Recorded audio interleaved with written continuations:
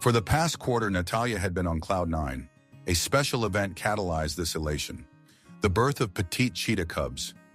Interestingly, this happened in a zoological park, rather than in the wild. It was an achievement Natalya could take pride in. Instances like this were unusual. Generating progeny in captivity was considered significantly fortunate. It was intriguing to zoologists because they couldn't initially comprehend why cheetahs didn't breed in zoos. They observed the creatures in their natural surroundings until they gleaned some insights.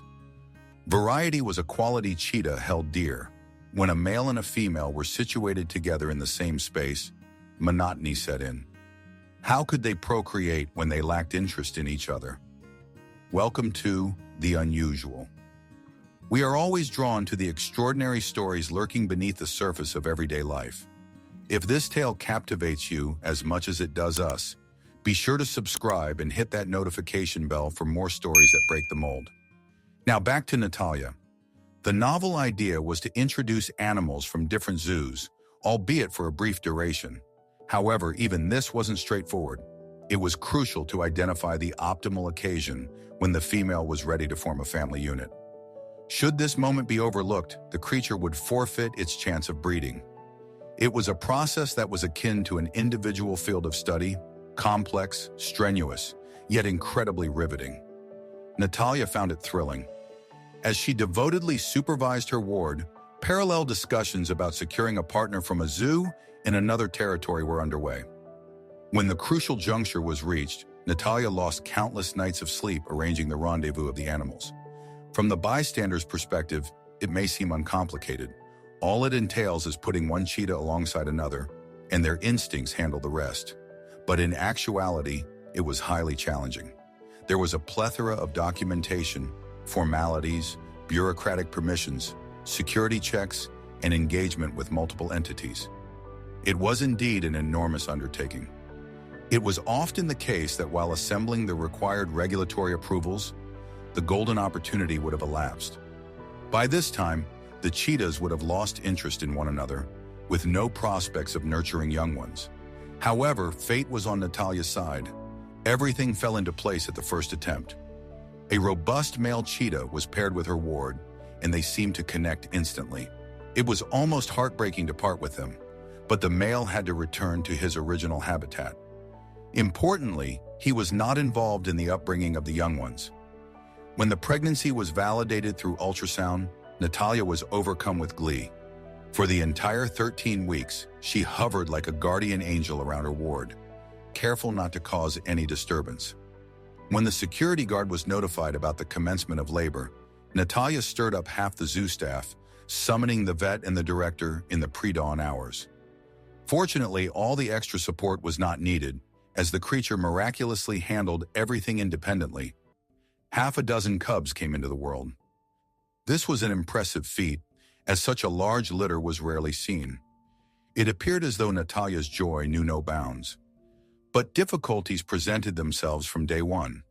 5 of the young ones were busily scrambling around their mother in pursuit of nourishment. However, the 6th lay quietly in a corner.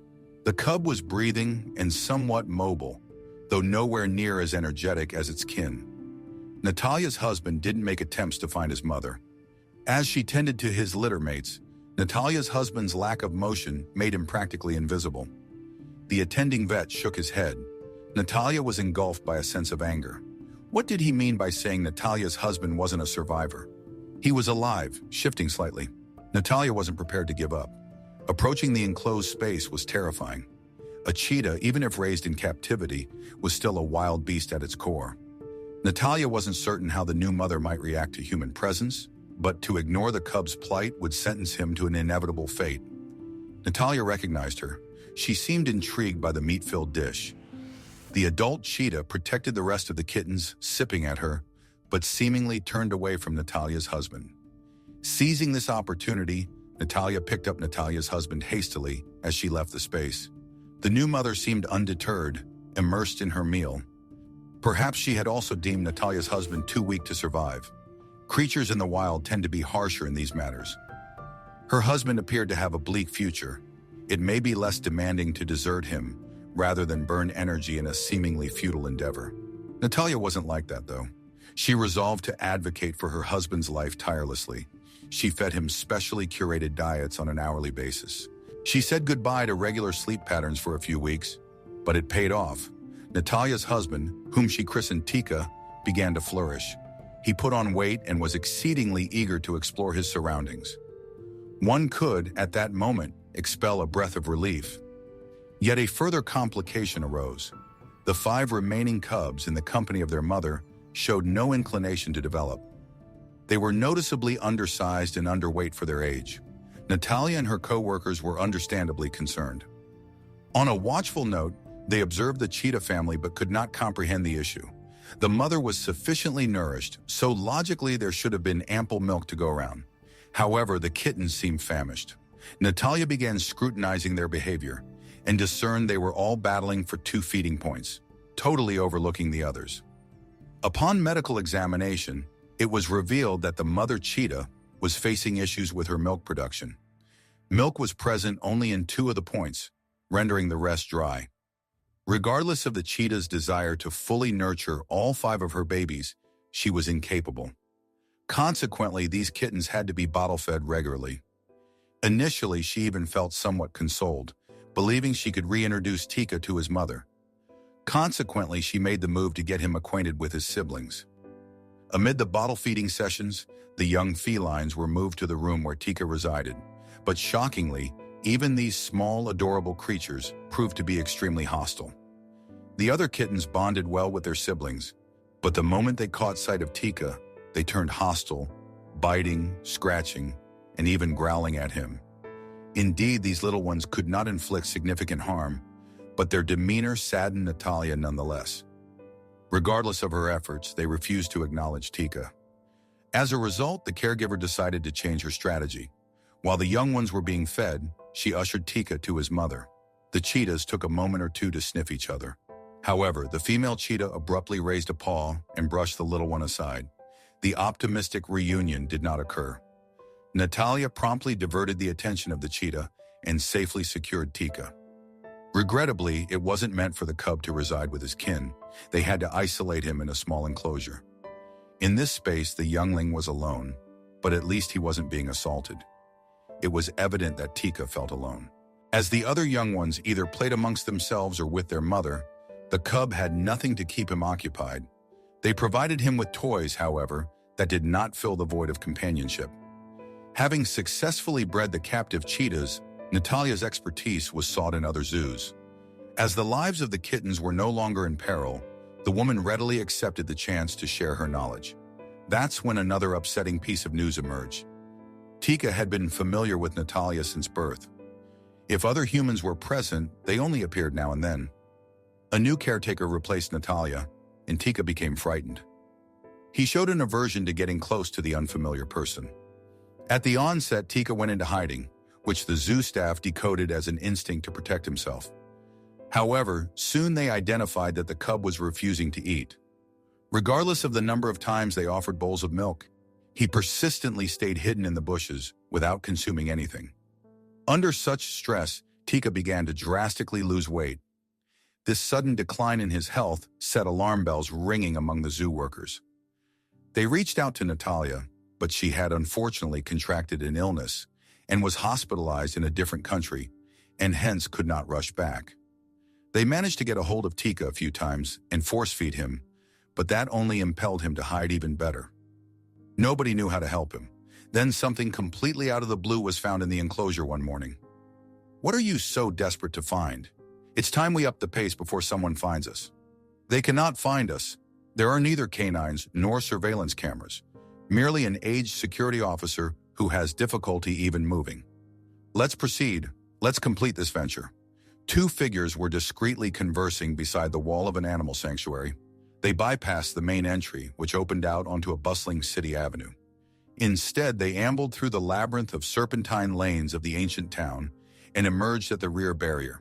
The tiny area between the perimeters of 2 dwellings was littered with haphazardly stacked slabs, behind which commenced the most dense and untamed corner of the sanctuary. No beastly inhabitants were housed here yet. It was seemingly a surplus expanse of terrain kept aside for future enlargement. Behind the wall, wild vegetation was teeming. Outside the locals residing in the immediate vicinity, not a soul was privy to this area. Then one day, a lad of 15 inadvertently took the wrong turn, unearthing this pathway. If one could stealthily scale the slabs and traverse approximately 100 meters through the chalked-up area, you would arrive directly on the lane of cloven-hoofed creatures. The lad had roamed freely around the sanctuary's premises on a few occasions, but tonight would mark his pioneer nocturnal intrusion. His timid friends shuffled awkwardly alongside him. The concept did not hold much appeal for him, yet he submissively tagged along with the orchestrator of this scheme. Before this discussion, they had sampled some illicit hooch brewed by the parents of one of them.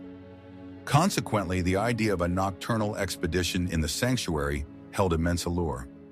En route, one of the lads tripped over a carton placed adjacent to the doorway of a locked-up shop. The carton toppled, and a small pup tumbled out onto the sidewalk. They had not noticed any cartons when passing this lane that morning. It must have been deposited there post-sundown. Presumably, careless caretakers had left it near the shop, nurturing the hope that some benevolent souls would adopt it. However, the teenagers had discovered it first. Fodder to be. Did you know that the sanctuary head amasses pups and kittens from around the town to feed to his lions and wolves? He gathers them? Then what does he do with them? He does them in and dispatches them into the cages of beasts. Or perhaps he thrusts them in, unscathed, so the lions and wolves can prey on them. This is utter rubbish, the friend refuted. Let's test the theory presently. If it's a fallacy, nobody will harm him. If it holds water, we witness a hunt. The lad scooped up the puppy and resumed his path toward the sanctuary. The secondary adolescent was struggling to maintain the same speed. While their movements were hazy due to a surplus of beverages, they managed not to lose their way in the series of interconnecting roads. Nestled in warm hands, the drowsy pup dozed off again. He roused as a mild dispute between co-conspirators occurred right next to the zoo's boundary. Soon he found himself amid towering trees in the conservation zone. A wealth of unfamiliar odors was detected by his sharp senses. He did not recognize what these smells were, yet he grasped the fact that they were from living entities. Unusual squawks of birds and screeches of monkeys amid the generally known nocturnal city sounds were picked up by his twitching ears. Startled, the pup whimpered faintly, only to be shushed by a quick shake. "Do you know the way?" one boy inquired rather loudly. "Keep it down," his compatriot retorted. "I've done this before. Let's proceed, but we need to be silent. We don't want to disturb anyone. A flock of sheep reside here, and were they to be stirred, the watchman will be alerted. But you mentioned he could barely walk on his own. Don't split hairs, the lions are over there." The charm of the zoo amidst darkness was significantly less than its daytime allure. As the boys aimlessly wandered the meandering trails, the clouds blanketing the moon above gave them no aid. Misguided, the teenagers headed towards a primate enclosure, inadvertently stirring up the inhabitant monkeys. As their shrieks echoed throughout the zoo, the boys sought shelter in the dense shadows cast by the fir trees. "This is the spot, I am certain of it." The lad steered his friend along a fresh path. The secondary adolescent, having wandered the winding trails and having been startled by the monkey ruckus, started to feel the effects of his beverages wearing off and instantly regretted his decision to be swayed so easily. "Let's return home?"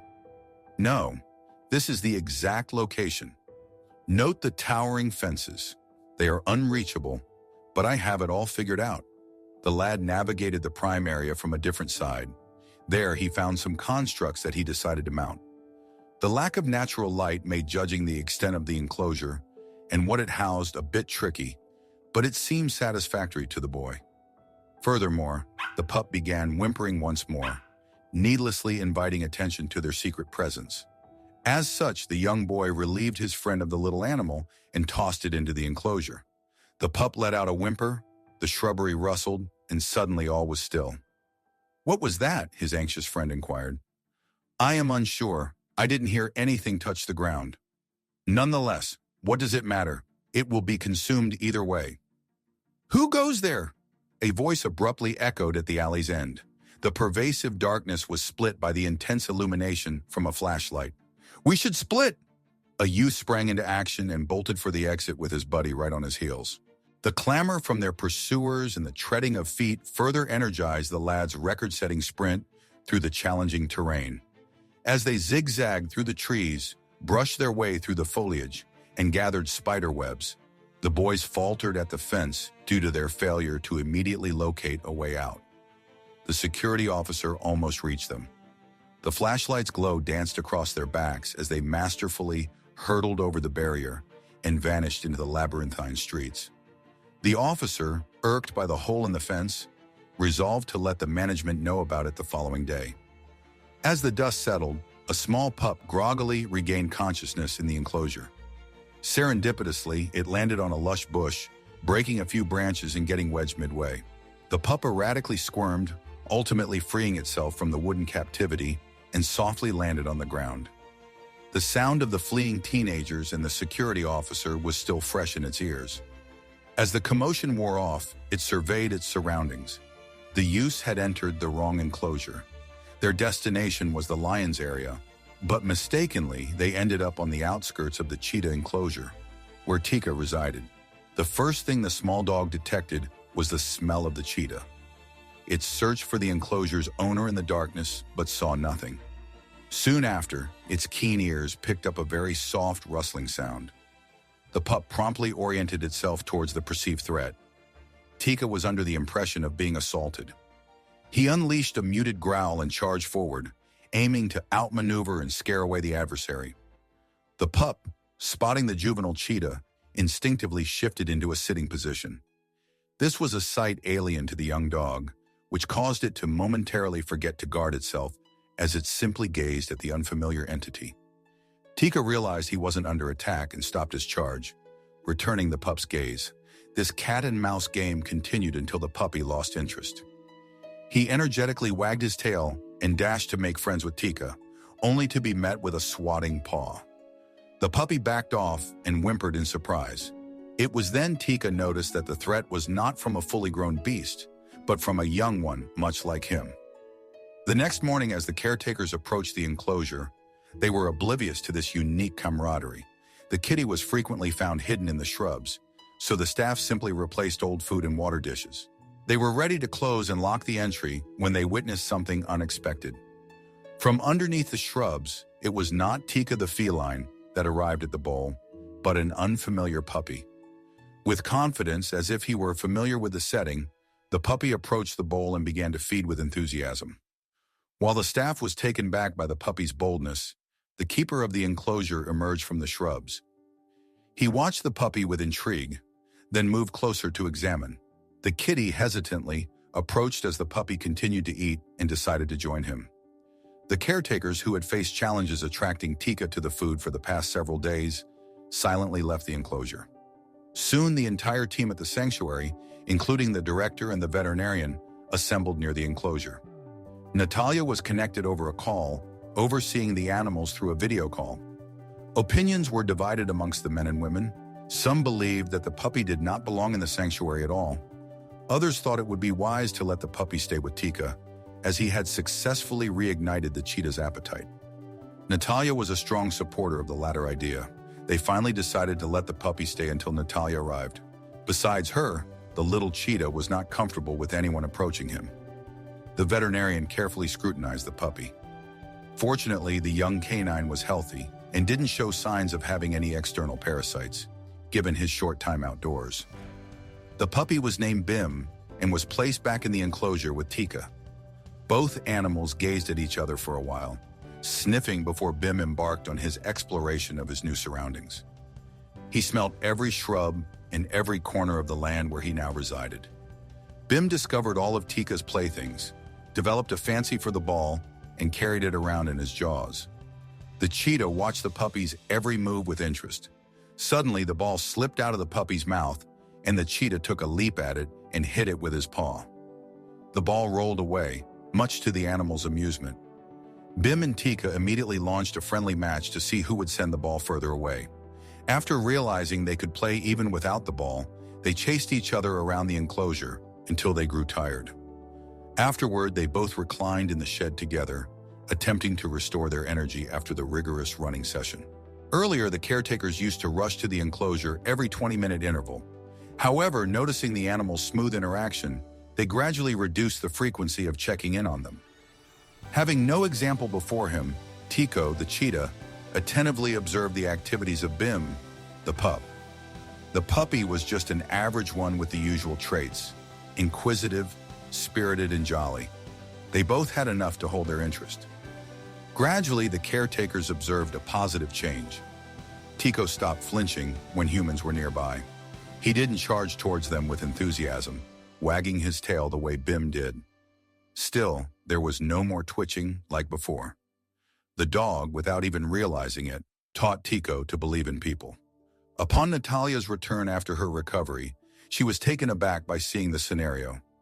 The once gentle Tika, who seemed scared of his own shadow and kept hiding, was now happily prancing around in the enclosure trailing Bim.